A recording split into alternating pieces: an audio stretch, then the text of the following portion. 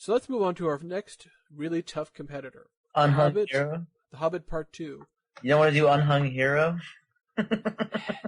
Anyway, Hobbit Part 2, The Desolation of Smaug. Now, I have not yet seen The Hobbit. I will see it at some point in the near future.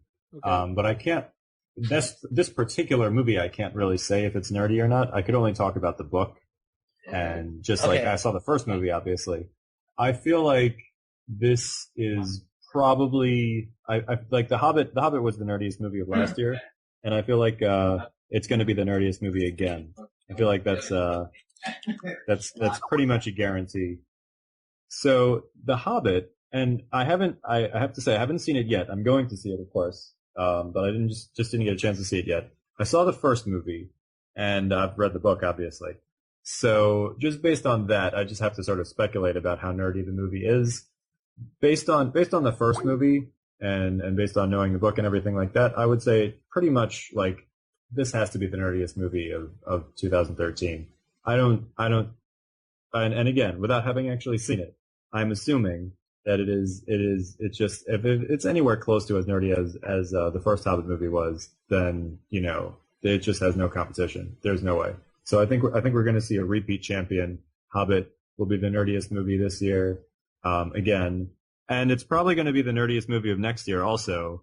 And it could even be the nerdiest movie of 2015 if they do that thing that's so past movie into two, like what Hunger Games did and, Yeah, I just realized Harry Potter. So, that's right, that's right. If, the last movie. If the Hobbit goes in that direction, then, we could see quite a while. Well, Hobbit 3 is supposed to be called There and Back Again. So it's just going to be Hobbit There and then Hobbit Back Again. Well, just the walk home. The thing is like, so Sam, I remember last year, when we did this, and I even voted for Hobbit being the nerdiest movie, of 2012, and right. like you said something that you thought it was ridiculous how they were expanding into 3 movies, and I first thought, oh, whatever, like I like Peter Jackson's Middle-earth, but really, now looking at the second movie, there were some good things about it. But really, the main issue with the movies, I think in a lot of ways, is that it's 3 movies. It could have been done well in 2 movies. I understand they didn't want to have it just in one. Yeah. But, like, they just forced a bunch of stuff in to, like, lengthen it out. Stupid, I think, the first one was irrelevant much stuff. more Some things were. Well, I think true. The truth is the second one, there's only some padding, but I loved Bomber. Yeah, Bomber was great. Kick-ass guy. I did not hate the new she-elf, as they called her. Yeah, that was alright. She was okay. I mean, the whole stuff with Gandalf, fine, I guess.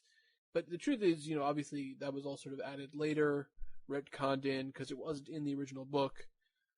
But I guess, to me it works better, even though, again, too long. There's way too much time spent in Lake Town. Yeah. And there's way too much why wasn't it just Dale? Why'd they make it Lake Town? Why did they have to say Dale was destroyed? Getting into the politics of it is like, we don't care about any of this. Yeah. Like that he was a hero of the people, like what? Yeah. Yeah, it was too much. That being said, dirtier than Ender's Game, I feel like I have to agree with that. Yeah, I guess it is. He was still Peter Jackson, pulling in material from, like, extra appendices. That's pretty nerdy. Yeah. Well, he's a Lord of the Rings nerd. I mean, there's no doubt about it, so. Yeah, I'm still gonna have to put, I say Hobbit. So far, nerdiest over here. Okay. All right. Yeah, I guess that. Okay. What else do we even have to talk about? Well, no, there's potentially others left. So now if you're thinking about like Disney nerds, you could talk about Saving Mr. Banks, but I don't. No. And you could talk about Anchorman 2, I guess. Which I just saw today. What do you think of that? I liked it. It wasn't like nothing's gonna be as good as the first. I think often. I think it was solidly done. What I was really looking for, and what I'm really glad they didn't do is they didn't like sell out in the movie. It didn't seem like they were just trying to do these like gag jokes just so they could do fan service. They did a couple fan servicey jokes, which you can get away with a little more so in comedies, but I think it was well done. I mean, they're all really good. I mean, Will Ferrell really like he's just when he's doing the Ron Burgundy character, he's just great. I'm surprised that you liked it, Benji, because most of what I heard about the movie has been negative. Mostly people Well, I think- saying, "Oh, I it's not as think it people doesn't are- have the same charm as the Yeah, first well, movie. I think doesn't, really that's what it it comes doesn't down hang to. together in the same way." It's hard because I mean there's been like 10 years or however long it's been since the movie. I mean technology has changed, a lot of things have changed, and like it has a higher budget. I mean I think people had very high expectations for it. I think that's part of it, and it's hard not to. And it's been so much time, but I don't know. I thought it was good, but I did feel like people would actually, shit talk it a bit. But I liked it. That was good.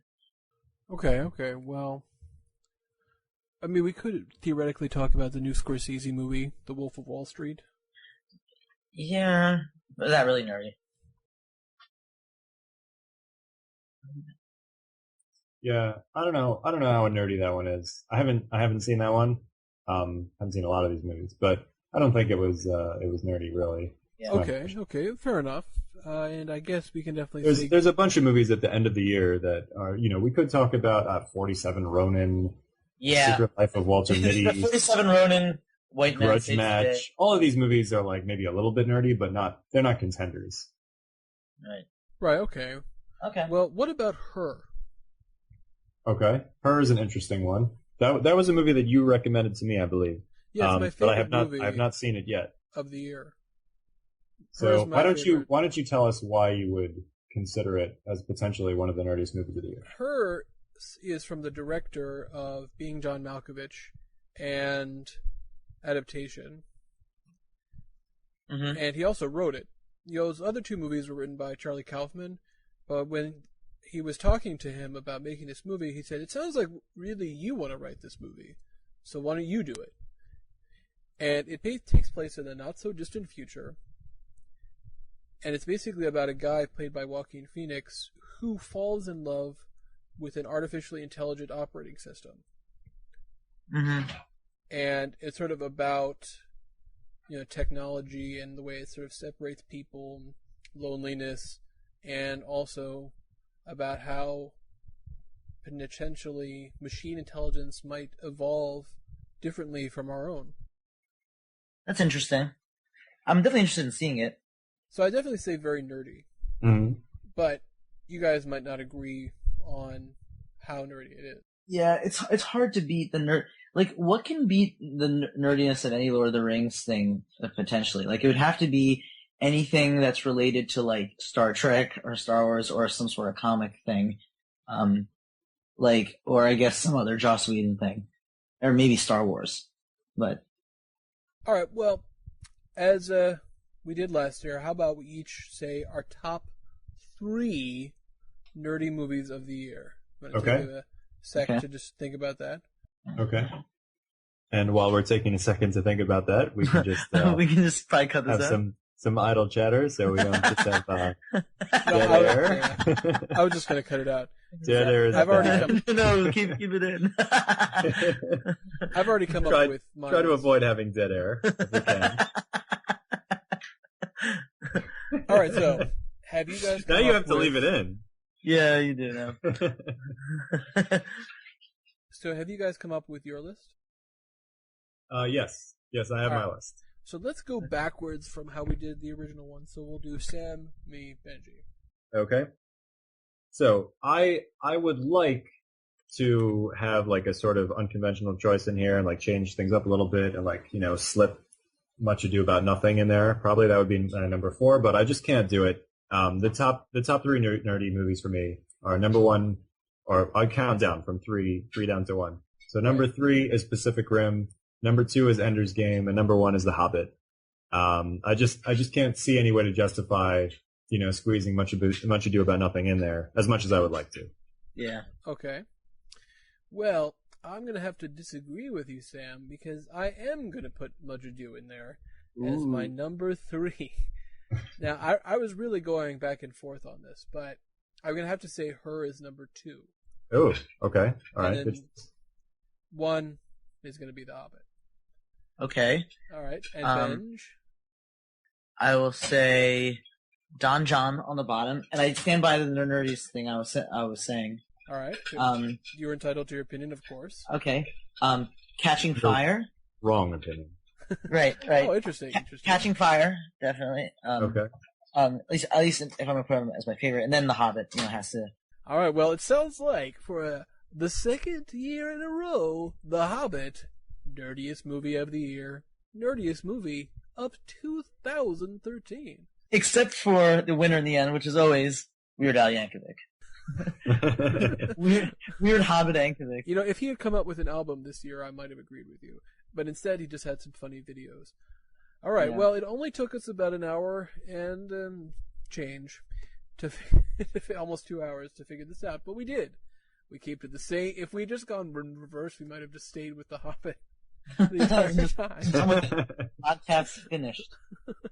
All right. Well, it's been a fun year, guys, and check out our highlight reel coming out soon, yo. Yeah, our favorite clips of the year. All right, guys. Nerd you later. Nerd you later. Nerd you later.